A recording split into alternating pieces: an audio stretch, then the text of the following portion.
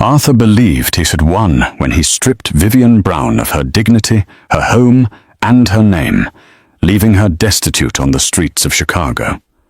He thought he could simply erase her existence and replace her with a younger model, but he made a critical error. He forgot that Vivian wasn't just his wife. She was the architect behind his entire success. He was dead wrong to think she was gone. 3 years later, Vivian didn't return for alimony. She returned to execute a hostile takeover and claim the chair that was rightfully hers. The crystal chandeliers of the Fairmont Chicago Millennium Park Hotel didn't sparkle for Vivian Brown that night. They glared. It was the annual Blackwood Charity Gala, the pinnacle of the city's social calendar, and the air was thick with the scent of expensive perfume and even more expensive lies. Vivian adjusted the strap of her emerald silk gown, a dress she had bought 3 years ago. It was tight around the waist now, not because she had gained weight, but because the stress of the last 6 months had made her feel constantly compressed, as if the world was squeezing the breath out of her. She looked across the room at her husband, Arthur Brown. At 45, Arthur was still undeniably handsome in that predatory way Wall Street loved. Sharp jawline, silver-streaked hair, and eyes the color of a frozen lake. He was holding court near the champagne fountain, laughing loudly. Too loudly. Clinging to his arm was Jessica Reed. 26 years old, a junior marketing executive at Brown Dynamics, and the woman Arthur had sworn was just a fiercely ambitious kid. Tonight, Jessica was wearing a diamond necklace that Vivian knew for a fact cost more than the yearly salary of the average Brown Dynamics employee. It was a piece Vivian had admired in a catalogue on Arthur's desk weeks ago, thinking he was planning an anniversary surprise. The surprise, it turned out, was on her. "Vivian," a voice purred beside her. It was Lydia Grant, a woman whose smile was as genuine as a $3 bill. "You look resilient, darling. Is Arthur not sitting with you?" "He's networking, Lydia," Vivian said, keeping her voice steady. "You know how he is about the Q3 projections." "Oh, I know," Lydia smirked, glancing toward Arthur and Jessica.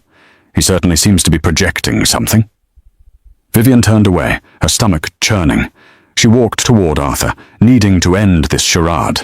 They were supposed to present the Humanitarian of the Year award together in 20 minutes. As she approached, the circle of sycophants around Arthur parted. The silence that fell wasn't respectful. It was awkward. Pitying. "Arthur," Vivian said, forcing a smile. "We're on in 15. Arthur looked down at her, his smile vanishing instantly. He didn't look guilty. He looked annoyed. "I'm not going up there with you, Vivian." "Excuse me?" Jessica giggled, taking a sip of her champagne. "Oh, Artie, you haven't told her? That is so naughty." Vivian felt the blood drain from her face. "Artie?"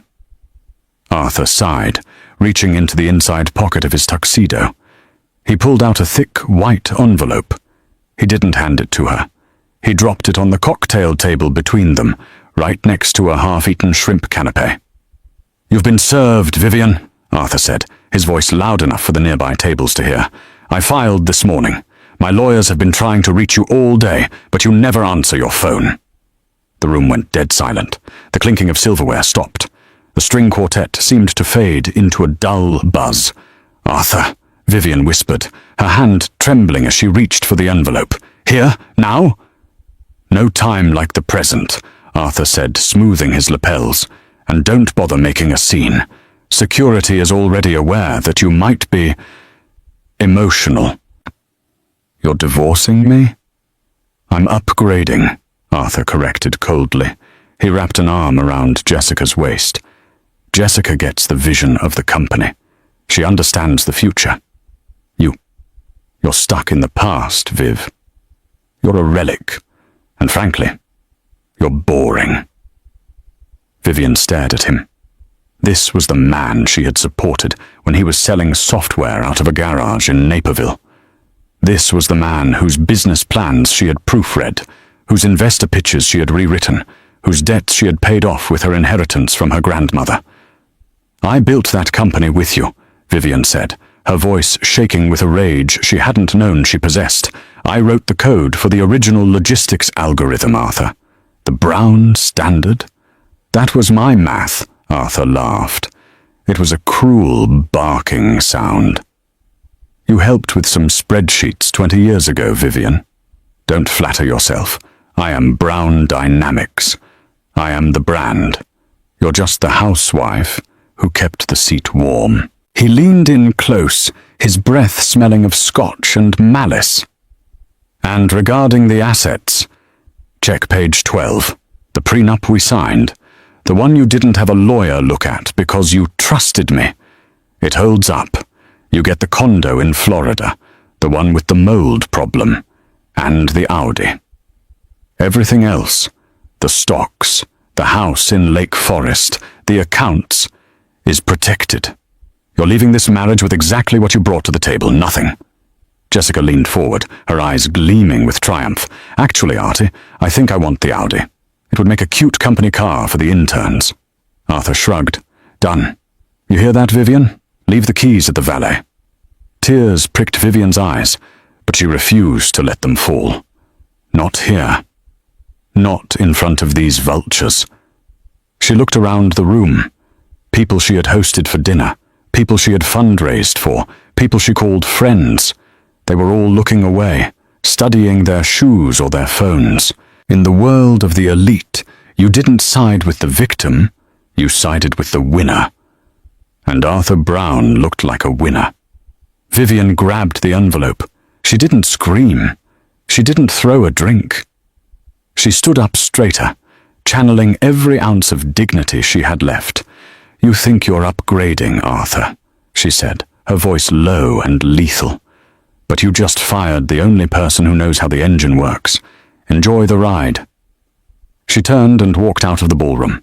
The click-clack of her heels on the marble floor sounded like gunshots. She didn't look back, even when the applause started, presumably for Arthur and Jessica taking the stage. She made it to the lobby before she collapsed onto a velvet bench, gasping for air.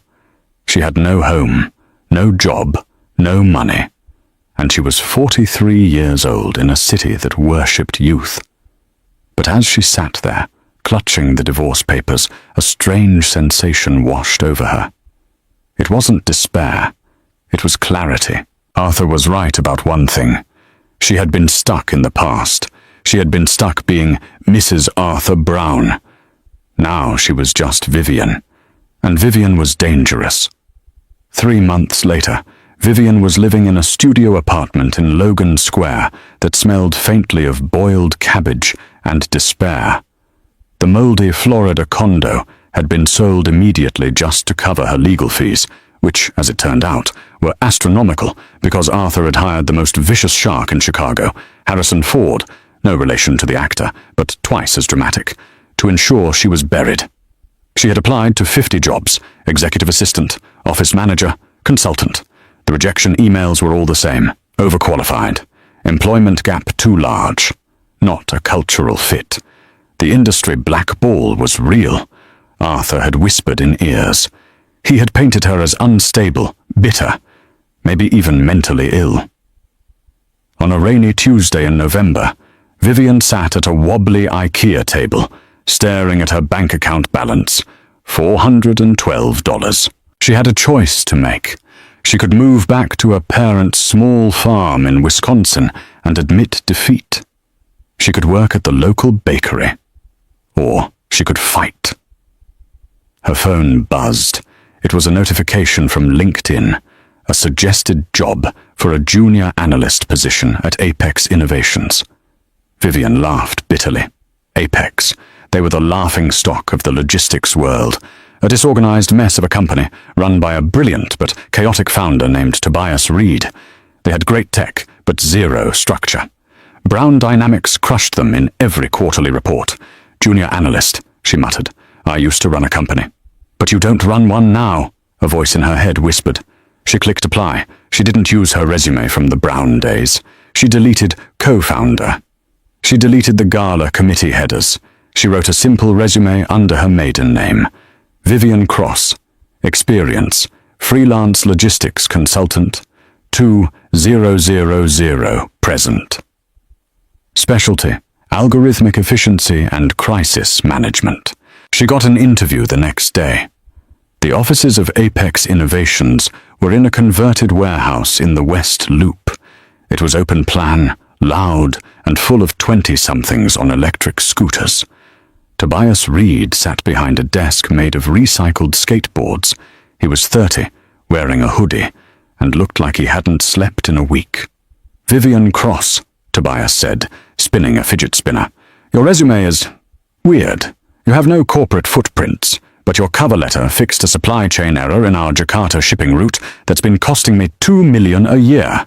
How? Vivian sat with her hands folded in her lap.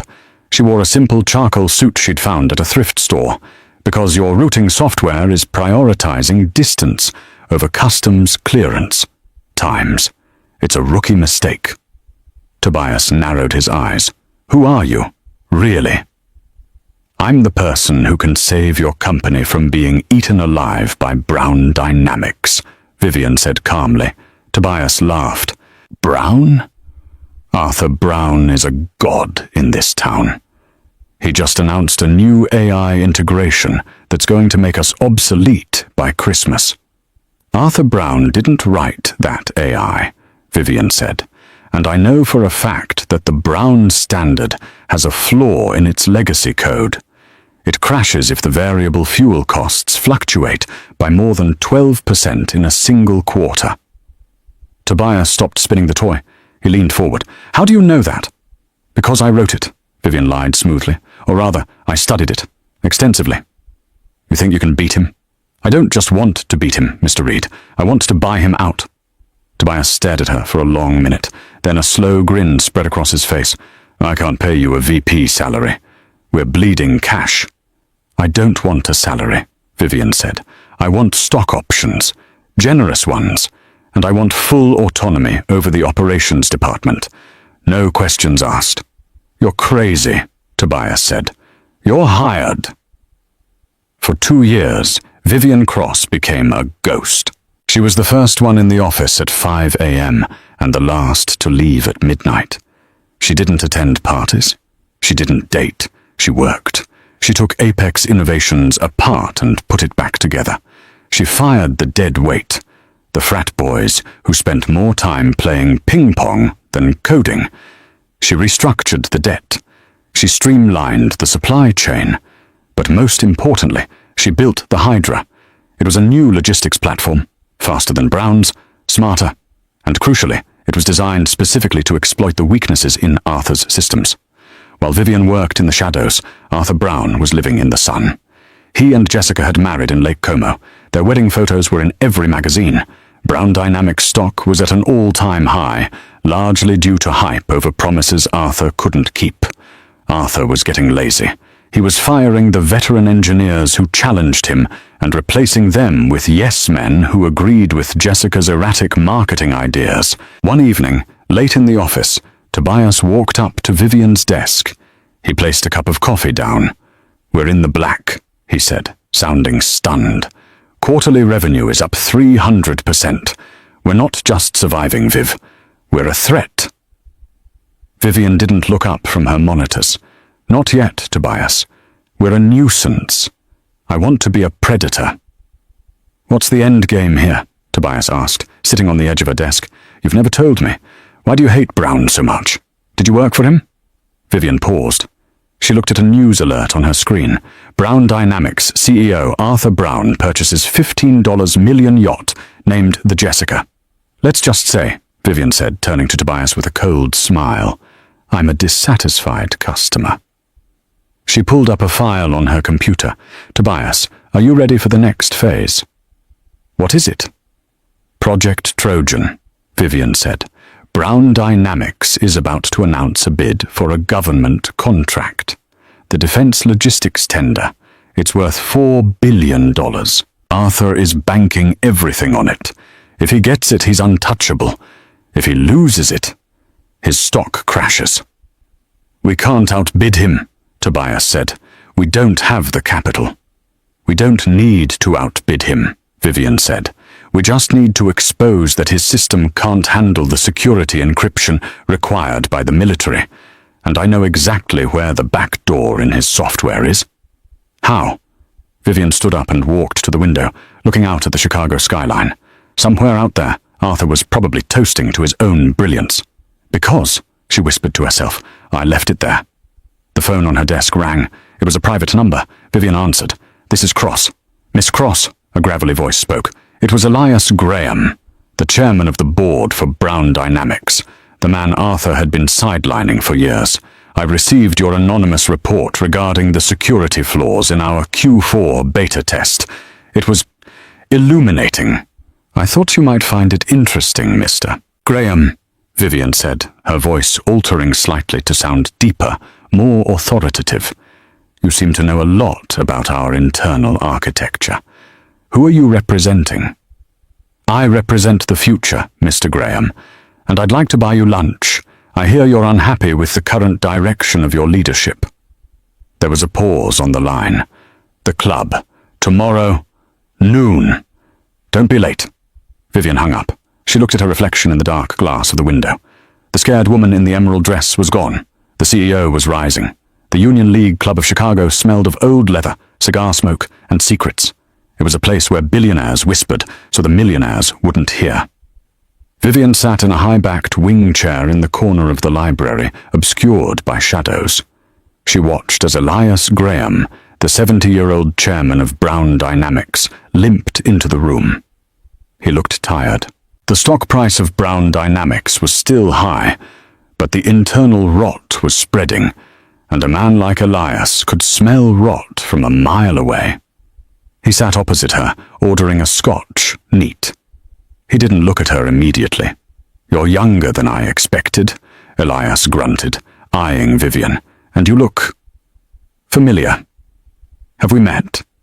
Briefly, Vivian lied. At a gala years ago. I was in the background. Most people didn't notice me then. And now? Now I'm the CEO of Apex Innovations, Vivian said, sliding a black folder across the mahogany table. And I'm the woman who is going to save your legacy from the clown currently running it. Elias picked up the folder. Inside were photos, not of illicit affairs. Those were boring. These were photos of internal memos, server logs, and financial projections for the upcoming Titan Defense contract bid. Arthur is betting the entire company on the Titan contract, Vivian said quietly. He's leveraged the Asian division to finance the R&D. If he loses that bid next week, Brown Dynamics is insolvent within 90 days. Elias frowned, flipping through the pages. Arthur says the new AI, Prometheus, is unbeatable. He fired the lead engineer last week because the man said it needed more testing. Arthur said, what was it? Visionaries don't wait for safety checks. Prometheus is a house of cards, Elias, Vivian leaned in. It's built on the legacy code, that my team analyzed. It has a latency issue. If the data input exceeds 40 terabytes per second, which the military simulation will do, the system won't just slow down. It will hallucinate. It will give false coordinates. Elias looked up, his eyes sharp. And Apex? Your system? We ran the simulation this morning, Vivian said. 0 latency. 99.9% accuracy. We're going to win the bid, Elias. And when we do, Brown stock is going to drop like a stone. Why are you telling me this? Elias asked, suspicious. If you win, you kill us. Why warn me? Because I don't want Brown Dynamics to die, Vivian said, her voice dropping to a whisper. I want to buy it. But I can't buy it if Arthur drives it into bankruptcy court. I need the stock to drop low enough to be vulnerable, but not so low that the assets are worthless. I need you to be ready. Ready for what? For a hostile takeover. Elias stared at her. He took a long sip of his scotch. He hated what Arthur had become, a tabloid fixture, constantly partying with Jessica, ignoring the board. He hated the disrespect. Arthur has voting control, Elias said. 51%. Not exactly, Vivian corrected. He has 40%, Jessica persuaded him to sell 11% last month to fund her new lifestyle brand venture. He's vulnerable. He just doesn't know it yet, because the buyer used a shell company. Elias raised an eyebrow. And who is the buyer? Vivian smiled, a cold, razor-sharp expression. Let's just say she's a silent partner. The Pentagon Procurement Office in Arlington, Virginia, was a sterile, soulless room. The air conditioning was humming too loudly. Arthur Brown stood at the front of the room, looking every bit the master of the universe. He wore a $5,000 bespoke suit. Jessica sat in the front row, scrolling on her phone, looking bored. Across the aisle sat the Apex team. Tobias Reed was wearing a blazer over a t-shirt, looking nervous. Next to him sat a woman with dark glasses and a scarf wrapped around her head, ostensibly due to a migraine. "Gentlemen," Arthur boomed, gesturing to the massive screen, "the future of warfare is clarity. Brown Dynamics offers you Prometheus, absolute situational awareness." Arthur signaled his team. The simulation began. On the screen, thousands of drone signatures appeared, a complex web of logistical data.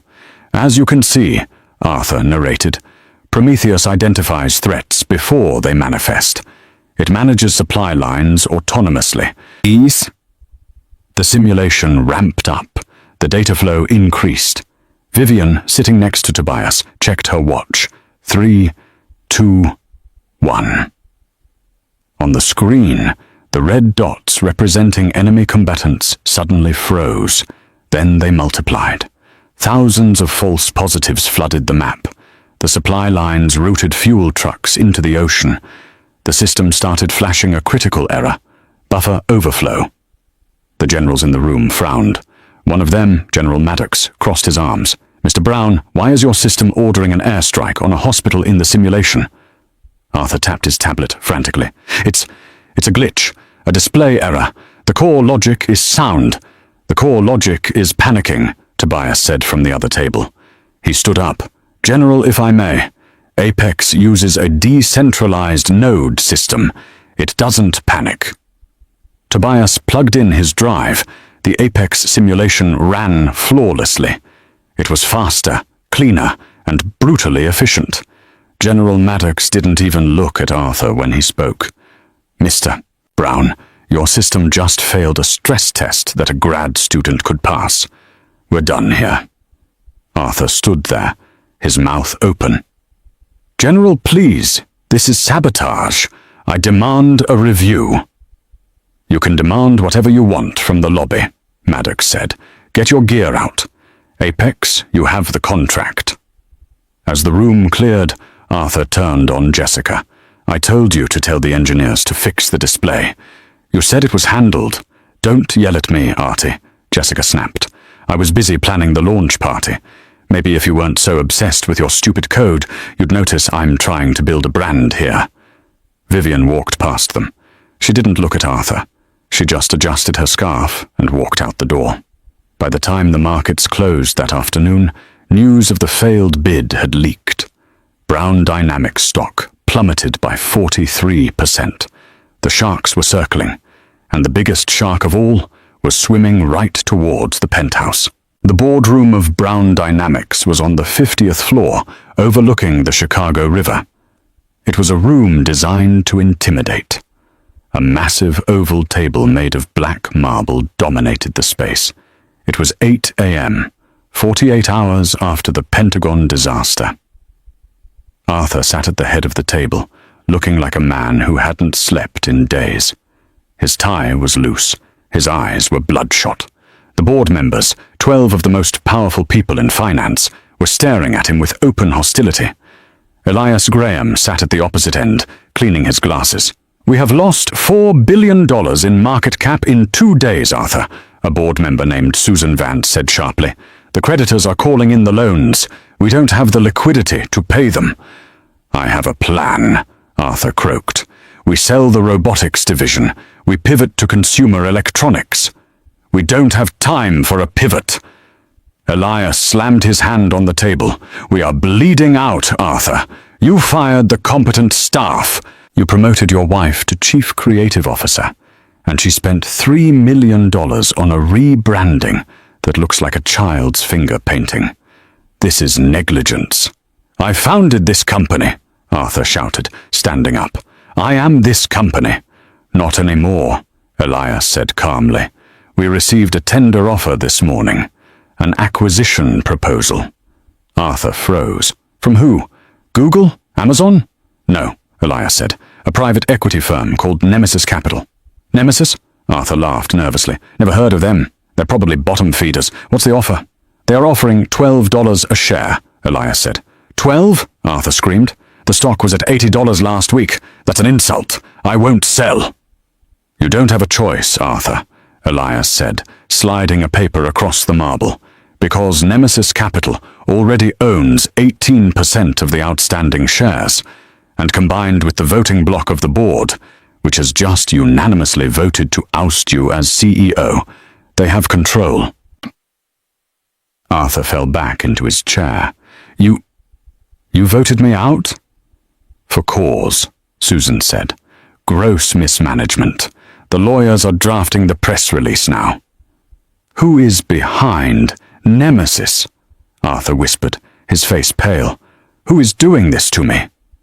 The CEO of Nemesis is here, Elias said, checking his watch.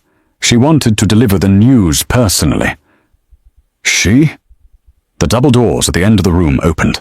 The sound of high heels on the marble floor echoed through the silent room. Click, click, click. Arthur turned his chair around. A woman walked in.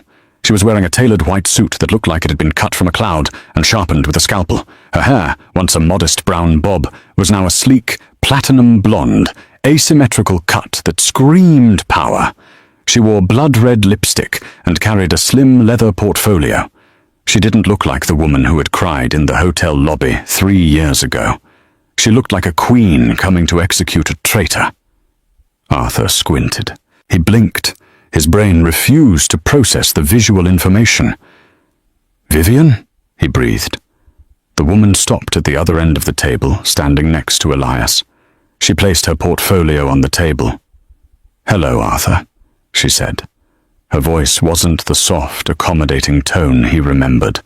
It was deeper, richer. It commanded the room. What are you doing here? Arthur stammered. Security.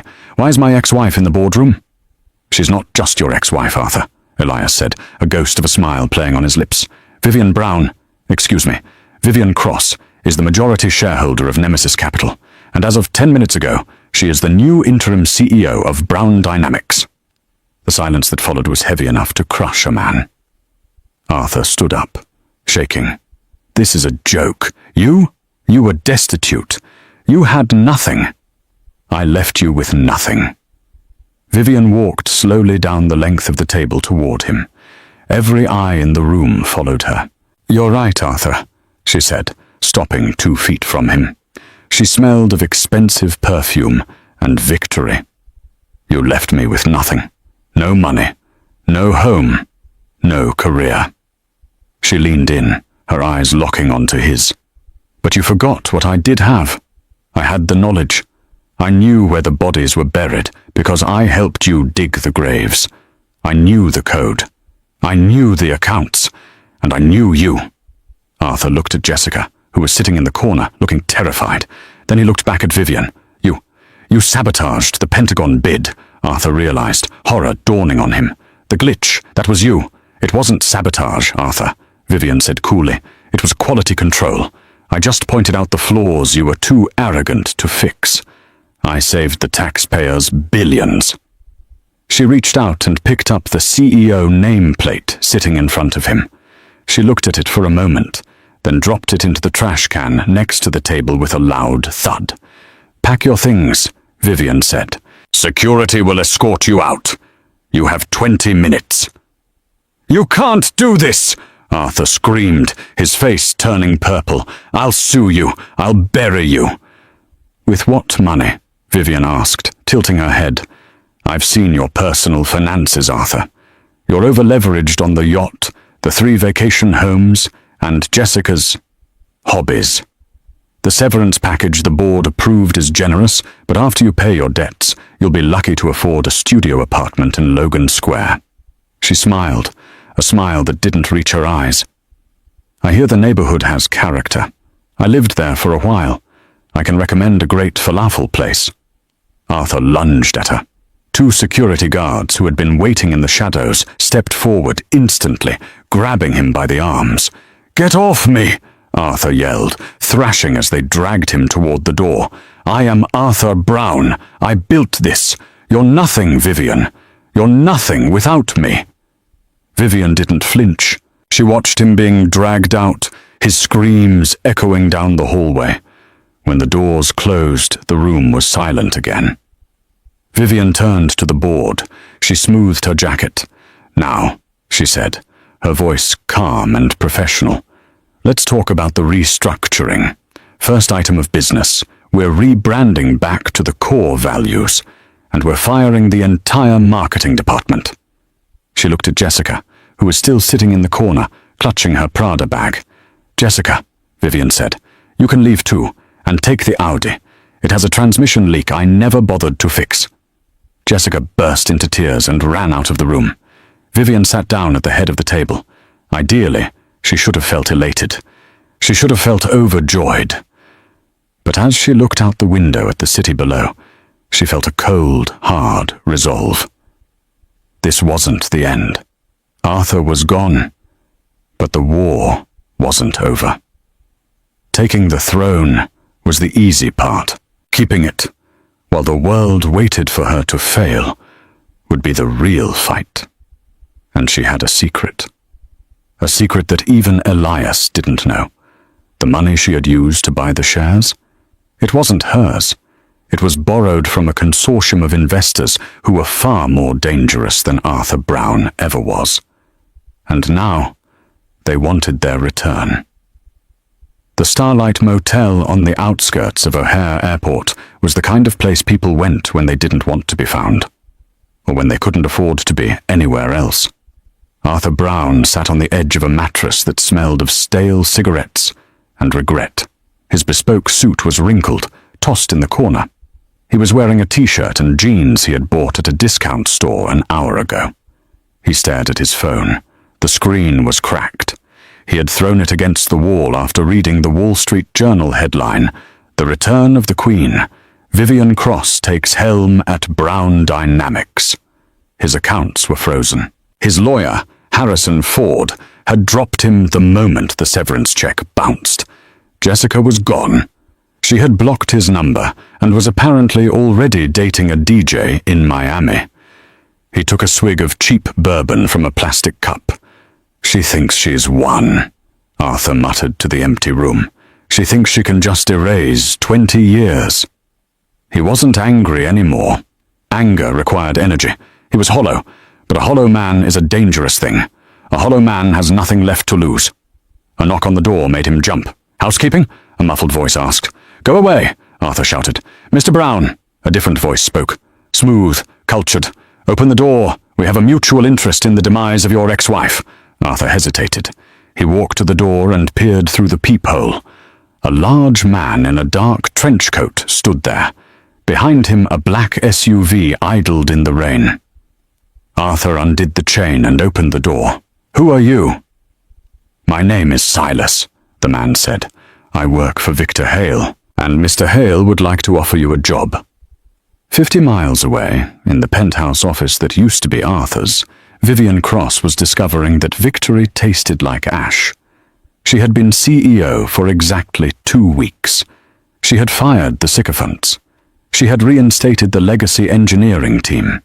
She had even brought Tobias Reed on board as Chief Technology Officer. The stock had stabilized, but the phone on her desk, the private line, wouldn't stop ringing. It was Victor Hale. Victor wasn't a banker. He was a distressed assets specialist. In polite circles, they called him a venture capitalist. In reality, he was a corporate butcher. He had fronted Vivian the $200 million she needed to buy the controlling stake in Brown Dynamics through the shell company, Nemesis Capital. Vivian picked up the receiver. "Victor, I told you, the quarterly report is coming out next week. we're projected to be up 15%. I don't care about the quarterly report, Vivian. Victor's voice was dry, like sandpaper on stone. I'm looking at the updated valuation of the robotics division, specifically the patent portfolio for the drone navigation systems. The navigation systems are the heart of the company, Vivian said, gripping the phone. We're not selling them. We are, Victor corrected. I have a buyer in Shenzhen. They're offering $600 million for the IP rights. That's a 300% return on my investment. I want you to authorize the sale by Friday. Vivian felt cold. If we sell the IP, Brown Dynamics becomes nothing but a shell. We won't be able to fulfill the government contracts. The company will collapse within a year. That is immaterial to me, Victor said. I lent you money for a hostile takeover, Vivian. Takeovers are about extracting value. You got your revenge. You humiliated Arthur. Now I get my money. I didn't do this just for revenge, Vivian hissed.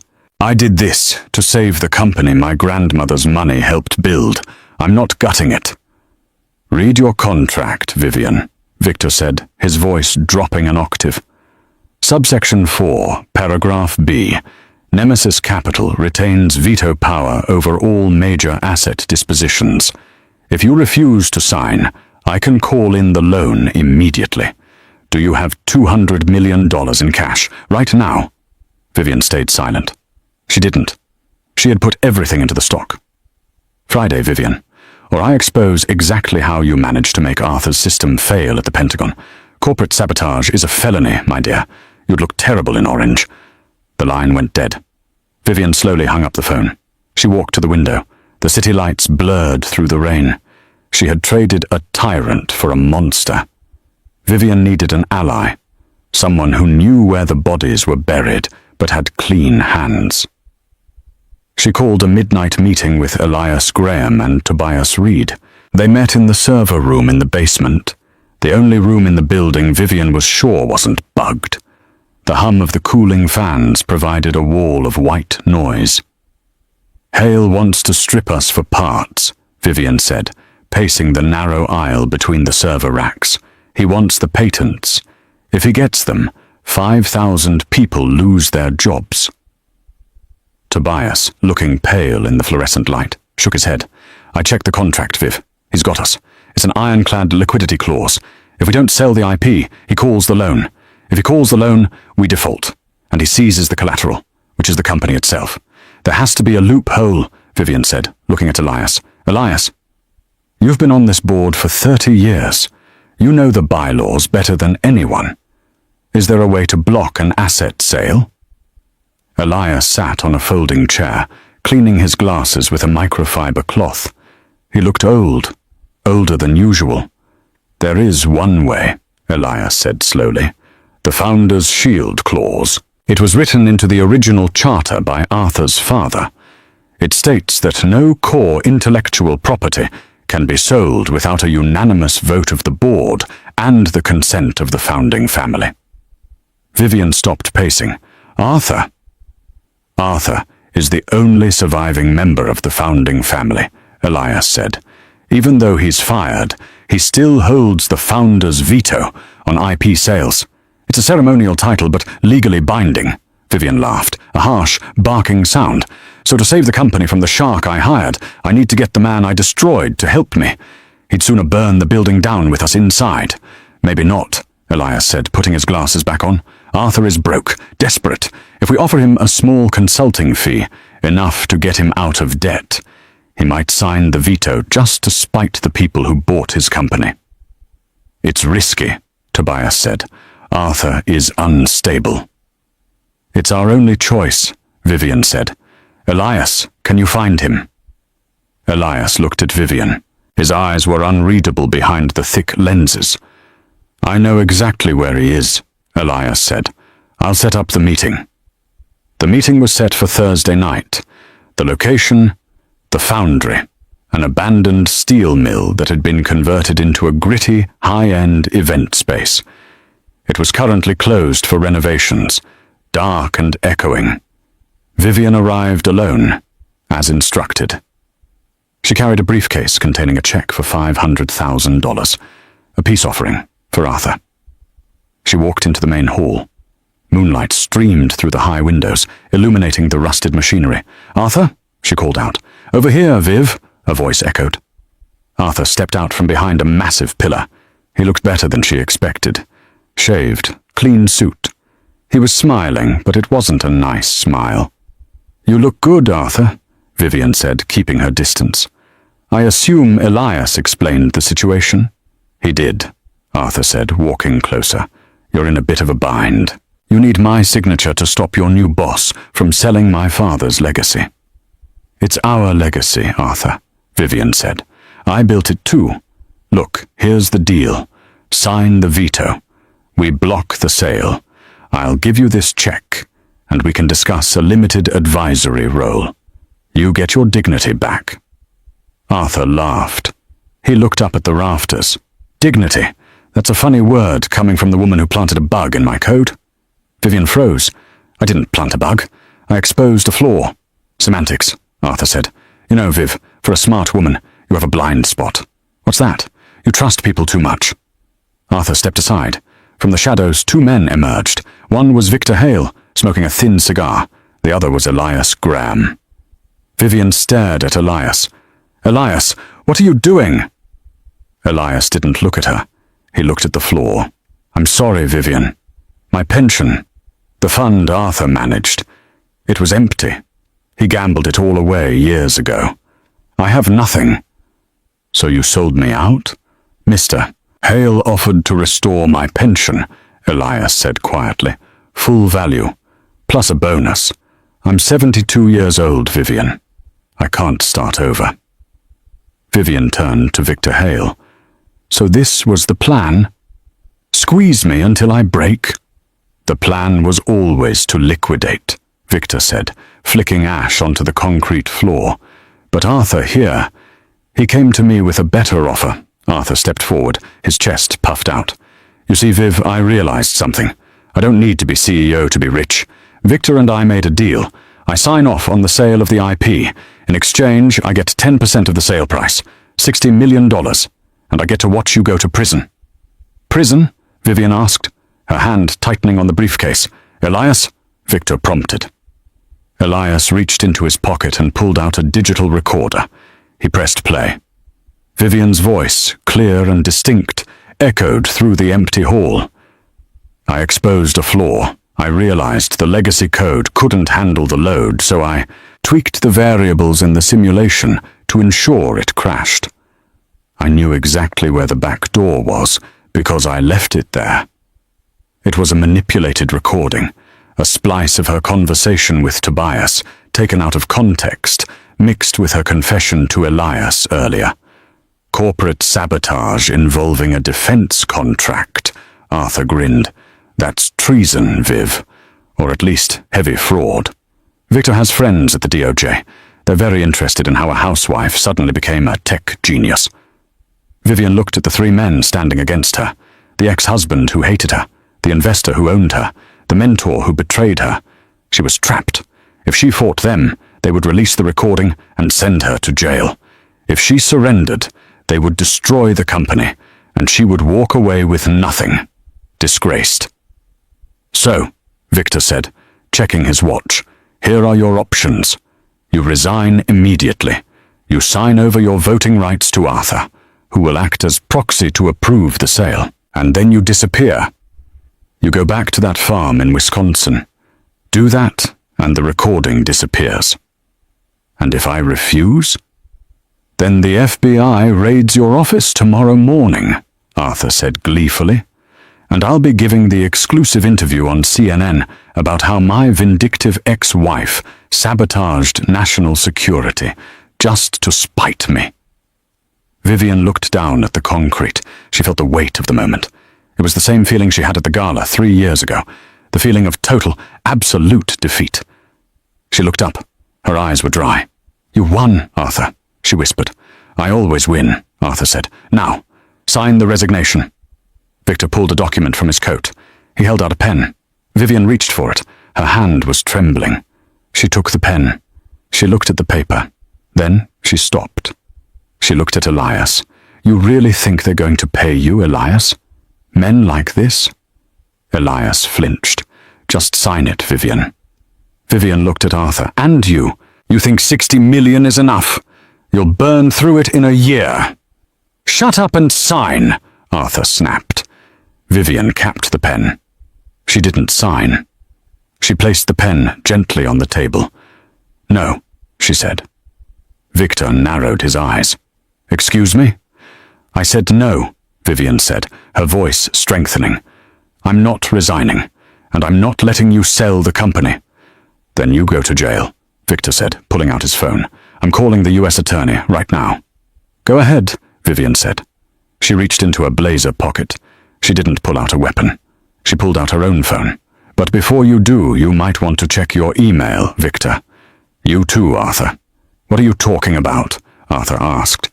You were right, Arthur, Vivian said, a small, dangerous smile returning to her lips. I do trust people too much. That was my flaw. But I learned.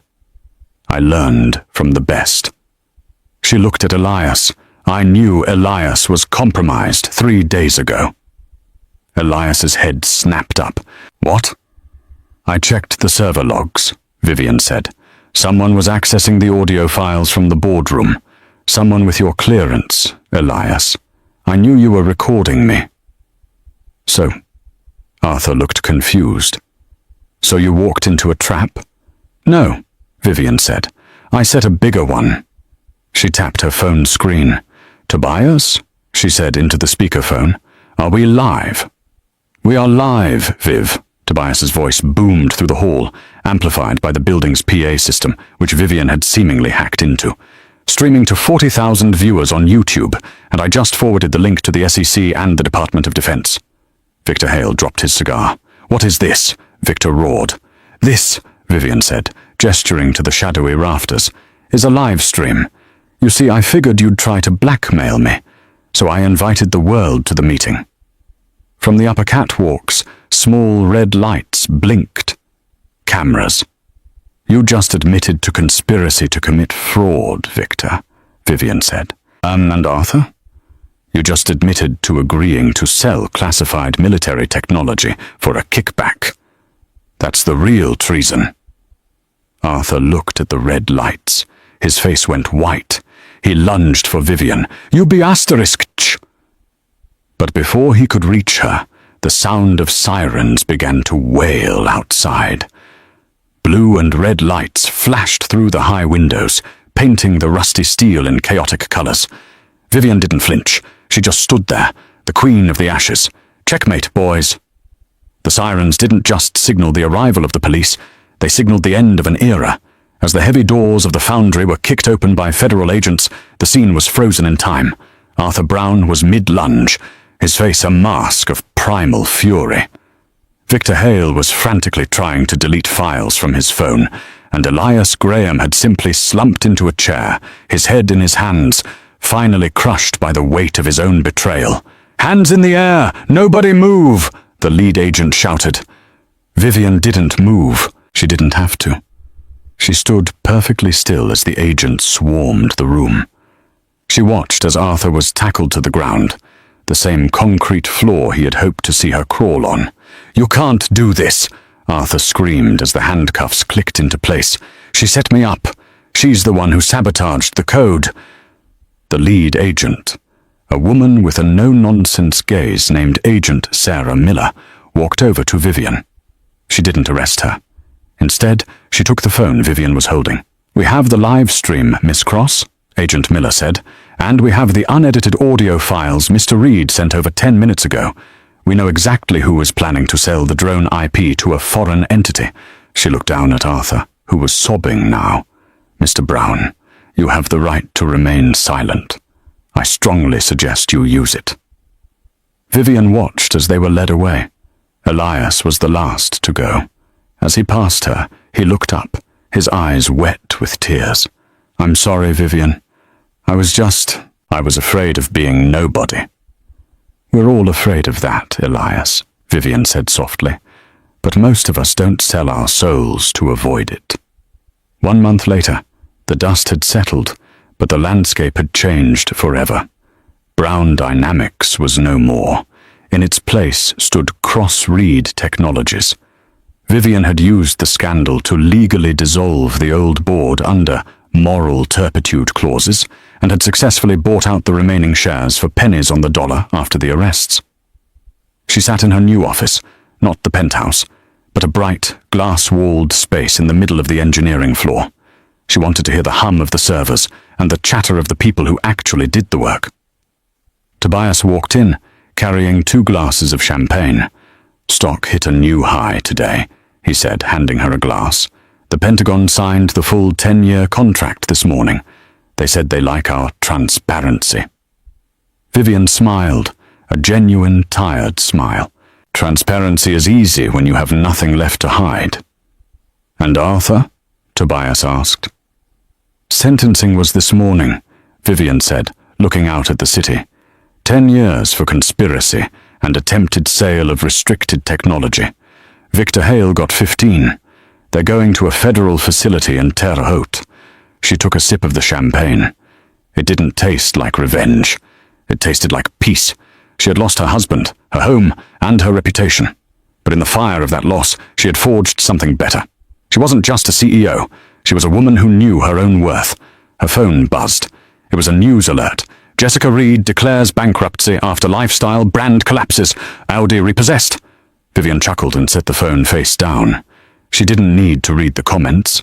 She didn't need to check the likes. She had already won the only race that mattered. She stood up and walked towards the door. "Where are you going?" Tobias asked. "To the floor," Vivian said, glancing back with a wink. "We have a world to build, and I hear the engine needs a little tuning." Vivian Brown's journey began with a betrayal that should have broken her. Arthur thought he could delete her from his life like a line of bad code, but he forgot that she was the one who wrote the program. In the end, her greatest success wasn't the millions she made or the title she reclaimed. It was the moment she realized she never needed his permission to be powerful. If this story taught you anything, let it be this. Never underestimate a person who has been pushed to the edge. They don't just survive, they rebuild.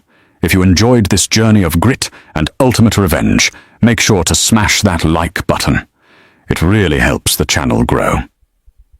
Comment below with the word CEO if you watched until the end, and subscribe and hit the notification bell so you never miss another story of justice served cold. Thanks for watching, and we'll see you in the next one.